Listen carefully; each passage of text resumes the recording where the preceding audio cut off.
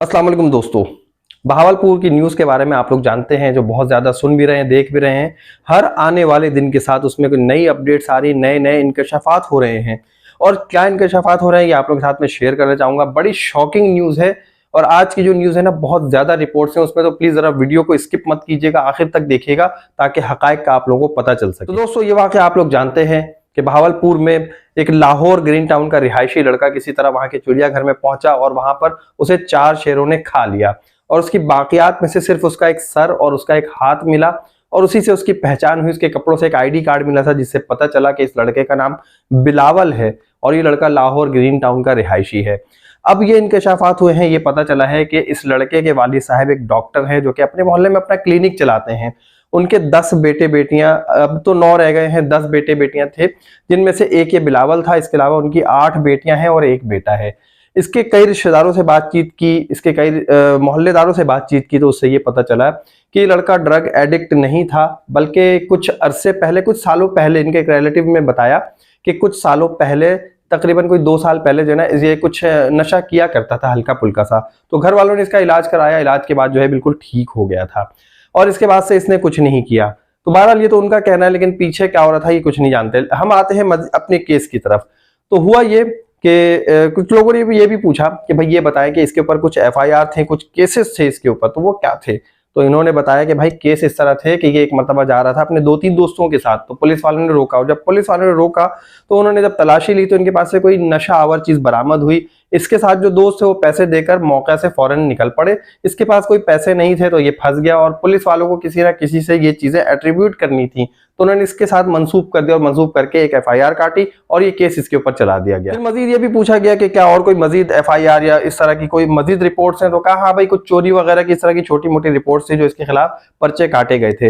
लेकिन बहरहाल जो कुछ भी था, इसके वालिद साहब से पूछा गया कि भाई ये बताएं कि आपका बेटा बहावलपुर क्या करने गया था। तो उन्होंने बताया भाई मुझे नहीं पता, मेरा बेटा कोई ड्रग एडिक्ट नहीं था, बल्कि ये तो बिल्कुल शरीफ सा बच्चा था। मोहल्ले वालों ने भी बताया कि तो बहुत अच्छा बच्चा था, बड़ा खूबसूरत बच्चा था, नौजवान था 25 साल का, तो बहुत अच्छा था, बहुत खूबसूरत था और बड़े लोगों से अच्छे लहजे में बात किया करता था, बहुत लोगों से घुल मिल कर रहता था। और लोगों ने ये भी बताया कि ये कोई नशा करता था या नहीं करता था, इस बारे में कोई हतमी बात नहीं की जा सकती कि हाँ भाई ये नशा करता था या नहीं करता था। मजीद इनके वालिद साहब ने बताया कि इसके पास तकरीबन कोई 200 रुपए थे, 50 रुपए इसने अपने चाचा से लिए, कोई 200-250 रुपए लेकर ये गोजरा गया था। लेकिन ये बहावलपुर कैसे पहुंचा, इस बात का इनके वालिद साहब को इल्म नहीं था। बहरहाल अब हम आते हैं बहावलपुर में चिड़ियाघर में क्या वाकया हुआ था। जब अब जो मजीद रिपोर्ट्स आई हैं तो उसमें यह पता चला है कि चिड़ियाघर में रात में तकरीबन 12:30 बजे ये 2 दोस्तों के साथ दाखिल हुआ। चिड़ियाघर में तकरीबन कोई 4 सीसीटीवी कैमरे लगे हैं, जिसमें से 2 कैमरे काम कर रहे हैं और 2 कैमरे काम नहीं कर रहे हैं। जो कैमरे काम कर रहे थे उन कैमरों के जरिए जो कुछ पता चला वो यही पता चला है कि ये 3 लोग रात में 12:30 बजे दाखिल हुए हैं और इनकी कोई लड़ाई हुई है और लड़ाई होने के बाद अब ये भी कहा जा रहा है कि वहां पर जो सिक्योरिटी वार्डन है उससे भी लड़ाई हुई है और ये भी कहा जा रहा है कि 2 दोस्तों के साथ जिनके साथ था उनसे लड़ाई हुई है। तो बहरहाल तकरीबन कोई 1:15 बजे इनकी लड़ाई हुई है, 1:20 पे या 1:25 पे तकरीबन ये टाइम था, ये बताया गया है। इनकी लड़ाई हुई और लड़ाई होने के बाद किसी ने इसके सर पे रॉड से मारा है या इसे उस शेर के पिंजरे से ले जाकर टकराया गया है जिससे ये बेहोश हो गया और इसे इसी हालत में ले जाकर पिंजरे में डाल दिया गया, इस नियत से कि अब ये मर गया है या अगर ये जब रॉड मारा गया तो शायद उन्हें पता चला रॉड मारने वाले को या टकराने वाले को कि इससे इसकी मौत वाकई हो गई है। अब वो फंस सकते थे, जो कुछ अभी रिपोर्ट्स आई है, मैं रिपोर्ट्स आपको बता रहा हूँ, वो फंस सकते थे। तो उन्होंने क्या किया, उन्होंने जो है इसकी लाश को उठाकर शेर के पिंजरे में डाल दिया कि शेर जो है वो पूरा इंसान हड़प कर जाता है, निगल जाता है, तो इसकी बाकियात भी नहीं बचेंगी, हड्डी तक खा जाता है शेर जो है। तो लोगों ने यही सोचकर इसको जो है शेर के पिंजरे में डाल दिया, लेकिन शेर के पिंजरे में डालने के बाद वो वहां से फरार हो गए या चले गए। अब जो मजीद रिपोर्ट्स आई हैं उसमें यह पता चला है कि देखें अगर कोई भी शख्स होगा उसे शेर के पिंजरे में डाला जाएगा। यहां पर एक बात सोचने वाली यह है कि किसी एक होश हवास वाले शख्स को शेर के पिंजरे में ना तो वो खुद कूदेगा या अगर उसे गिराया जाएगा तो वो उसके ऊपर रेजिस्ट करेगा, मुजाहमत करेगा, वो चीखेगा, चिल्लाएगा, अपने आप को बचाने की कोशिश करेगा, वो किसी ऊंची जगह चढ़ने की कोशिश करेगा, कुछ ना कुछ ऐसे काम वो करेगा जिससे वो अपनी जिंदगी बचा सके। लेकिन यहाँ पर इसे बेहोशी की हालत में फेंका गया और जो रिपोर्ट्स आई हैं, जो पोस्टमार्टम की गई, जो वहां पर इन्वेस्टिगेशन की गई है, उसके मुताबिक ये पता चला है कि शेर जो रहते हैं ना वो एक कमरे में रहते हैं, वहां पर ग्रिल लगी होती है, उस ग्रिल को खोला जाता है, फिर वो सहननुमा एरिया में आते हैं जहां पर लोग शेरों को देखने के लिए आते हैं, वो उस पिंजरे में आते हैं। तो शेर जब रात में उन्हें बंद किया जाता है ना, तो उस कमरे में बंद किया जाता है, वो सहननुमा एरिया में भी नहीं रहते हैं और वो अंदर बंद कर दिए जाते हैं। तो वहां से किसने खोला शेरों को कि वो उस सहननुमा एरिया में आ जाए जहां पर दिन में लोग उन्हें देख रहे होते हैं, और किसने इस तरह लाश को फेंका, मतलब इस लड़के को फेंका कि वो शेर जो है ना उसे घसीटते हुए ले गए। वहां पर जो जमीन से जो मिट्टी में निशानात मिले, जो कुछ हुआ है उसके हवाले से ये रिपोर्ट बनाई गई है कि इस लड़के को घसीटते हुए शेर ले गए और वहां पर इन्होंने जो है इसकी गर्दन की हड्डी तोड़ी, और गर्दन की हड्डी तोड़ने के बाद उसे खाना शुरू किया और तमाम कुछ खा गए। सिर्फ एक हाथ बचा था और सर बचा था, और इसी से ये कहानी यहां तक खुलती चली। अब यहां पर जब ये सारी बातें आ गई तो इंतजामिया जो है चिड़ियाघर की, वो ये कह रही है कि ये लड़का हमारे शेर चोरी करने आया था। अब यहाँ पर ये बात सोचने वाली है, क्या आपकी अकल ये कहती है कि यहाँ पर ये शेर चोरी करने आया होगा? भाई शेर ना हुआ, कोई तोता हो गया, कोई बिल्ली का बच्चा हो गया, कोई कबूतर हो गया जो चोरी करने आया था। अब एक इंसान को जिसे पता है कि वो शेर है, वो खा जाएंगे, वो उसकी बॉडी से कहीं ज्यादा वेट उनका है, कहीं ज्यादा ताकतवर है। अब यहाँ पर अगर हम बात करें ना, किसी मतलब जो लोग हैं आते जाते हैं, अगर 4 से 5 स्ट्रे डॉग्स जो आवारा कुत्ते कहलाते हैं, गलियों में घूम रहे होते हैं, वो मिलकर किसी शख्स के पीछे आए भौंके ना, तो वो एक आम सा बंदा भी, थोड़ा सा बहादुर शख्स भी उनसे डर के अपने आप को जो है ना बचाने की कोशिश करेगा, पनाह ढूंढेगा कि मैं इनसे किस तरह बच सकता हूं।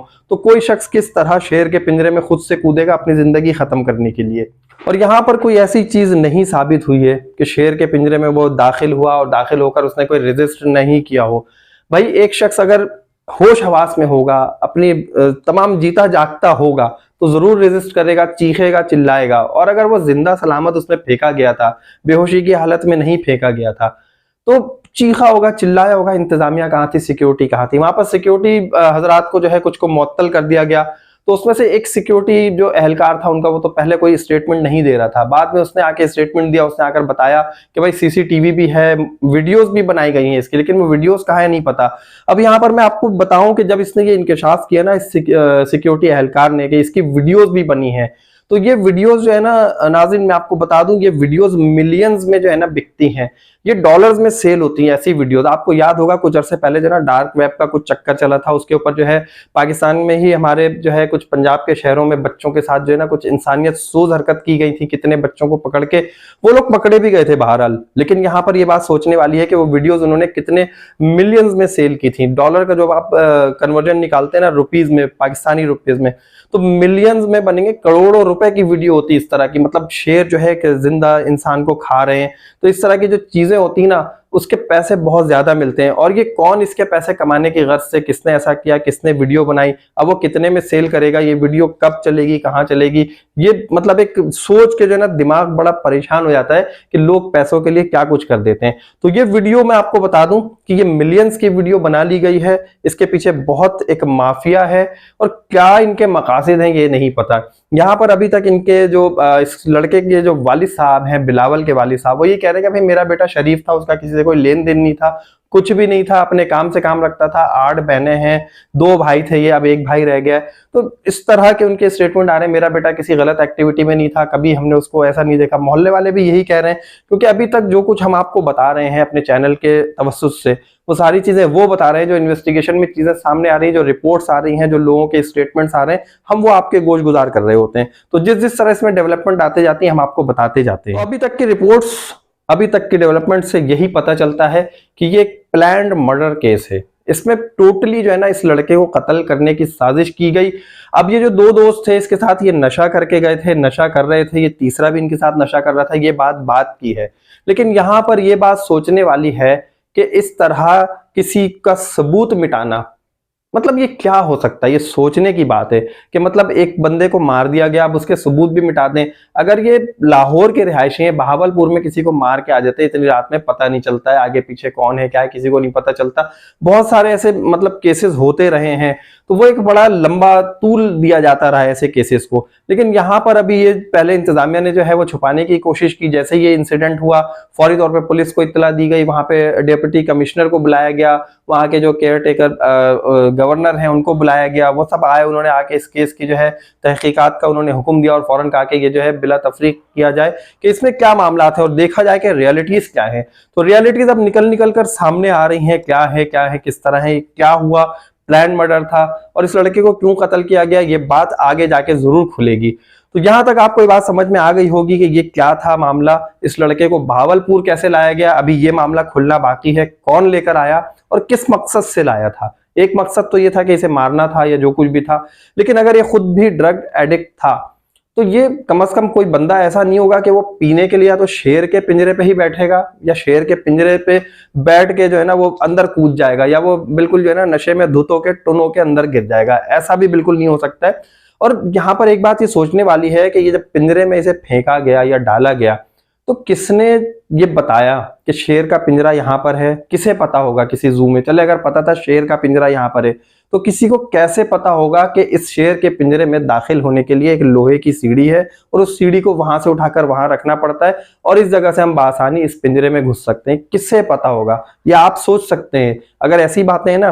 और दूसरी बात ये, अगर सीढ़ी लाई गई वहां से इस तरह किया गया, आप लोग भी पार्क्स जाते होंगे, जू जाते होंगे, बहुत सारे प्लेसेस पे जाते होंगे, लेकिन वहां पर बिहाइंड द सीन क्या है, मतलब ये अगर कोई भी केज है वो कहां से खुलेगा, कोई पिंजरा कहां से खुलेगा, खाना कहां से देते हैं उसे दाना पानी कहां से देते हैं, कुछ नहीं पता चलता, सारा कुछ बंद नजर आ रहा होता है।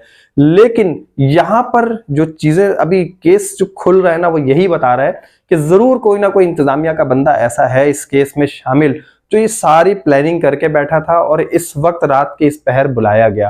वरना रात में 12-1 बजे 1:30 बजे का ये कौन सा टाइम होता है जू में जाने का। तो बहरहाल इस केस में मजीद क्या डेवलपमेंट्स होंगे हम आपके गोश गुजार कर देंगे। आपने मेरा चैनल सब्सक्राइब नहीं किया तो जल्दी से सब्सक्राइब कर दिए ताकि आपको इस केस की मजीद डेवलपमेंट, मजीद अपडेट्स में बता सकूं। वीडियो को लाइक कर दीजिएगा और इस वीडियो को शेयर करना चाहे तो शेयर भी कर दीजिएगा अगर आपको वीडियो अच्छी लगी है तो। अपना बहुत ख्याल रखिएगा इस दुआ के साथ कि अल्लाह ताला हमें, आप और हम सबको, आपको और हम सबको अपने हिफ्ज़-ओ-अमान में रखे। अल्लाह हाफिज।